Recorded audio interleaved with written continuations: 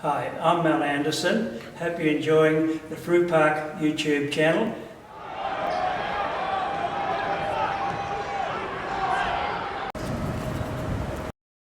Morning, ladies and gentlemen. I'm now talking to Wendy Turnbull, who's over in Florida, and I'm recording this on my home computer. Good morning, Wendy. Good morning, Peter.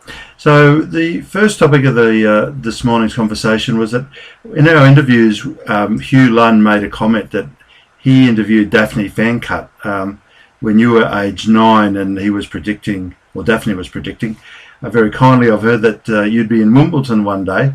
I'm pretty sure that you probably don't remember that fine August interview at the tender age of 9. What are your actual first memories of Milton, playing at Milton, either across the road in the juniors or on the main court?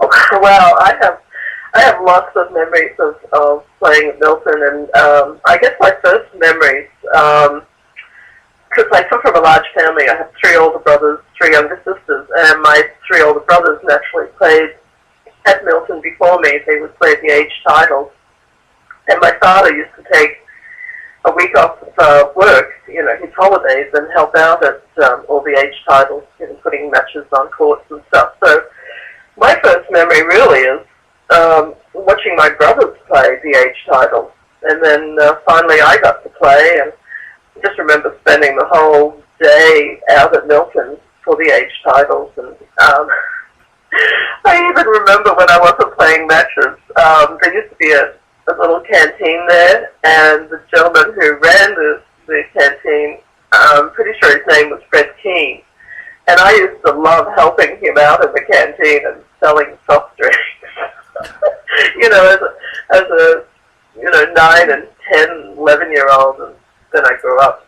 But no, it's silly, memories like that, but also then going and playing the age titles myself. I also remember being part of the Courier Mail squad, which brought all the good juniors together, and we I think Frank Sedgman was actually the coach that they brought in to help everybody for that 1 week. And who remembers that? The grass courts there were kind of sacred. And finally, when you were allowed to play on the grass, you thought, oh, this is just magic. And then, so they did. They used to let the juniors play Sunday afternoon on the grass courts. The two back grass courts, they were the worst ones, but, we enjoyed it. And then, on Saturday afternoons, I used to play in the junior section. It was the Greater Brisbane Hardcourt Tennis Association junior section, which was headquartered across the street from the main courts at Milton, and I used to play that for years on Saturday afternoons, and then my sisters played it, and also my parents were on the committees there, and they used to help out every Saturday afternoon, helping vary players from different courts and stuff like that. And then the other thrill for me was winning the National Panasonic tournament. I think that was 1980 or 1982, But I ran it in front of my home crowd at Milton, and it was the first year a big women's tennis tournament had been back at Milton. So there was a lot of pressure, I remember, but it was something that was a thrill to play there. And but also, I remember watching Rod Laver and Tony Roach play their epic 5-set match at the Australian Open. There's lots of different memories like that. So it was all good. Yeah, no, it was a fantastic venue, I think, and it was just a shame that it sort of run out of puff and ran down, and a great loss to Queensland, unfortunately. It was a fantastic facility.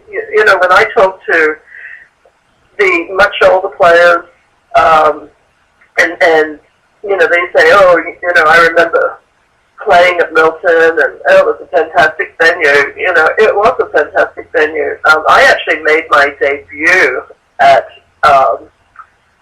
the Milton Ballroom many years ago.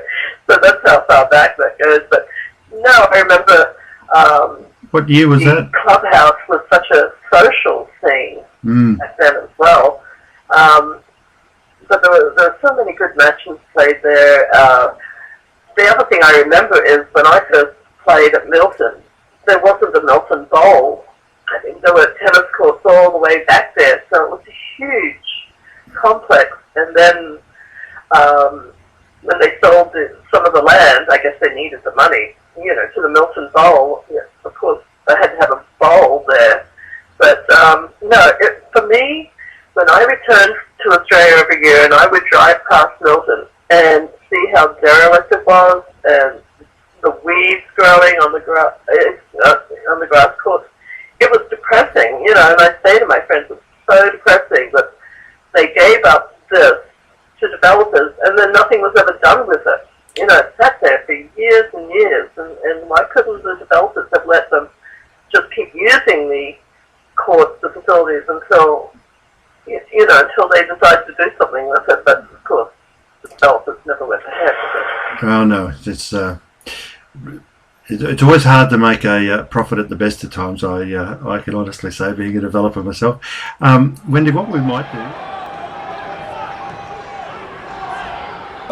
Fruit Rock.